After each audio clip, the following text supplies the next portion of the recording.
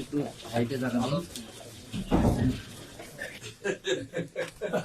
এখন আপনিও এসে গেছেন, আমরাও ঠান্ডার মধ্যে পড়ে গেলাম। এখনো অতটা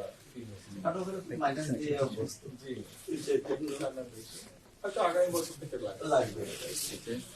গত ডিসেম্বরে আমি একটা নাম গিয়েছিলাম, ওনার বাসার কাছেই একটা প্রবলেম ছিল।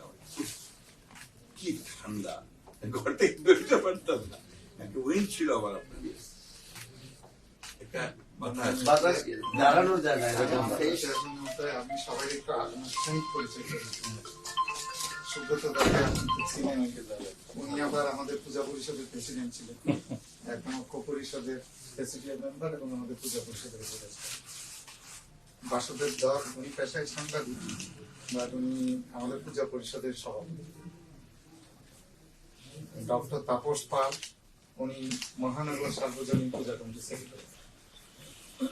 সিআর মজুমদার উনি chartered accountant. Doctor Tapas Pal ব্যাংকার।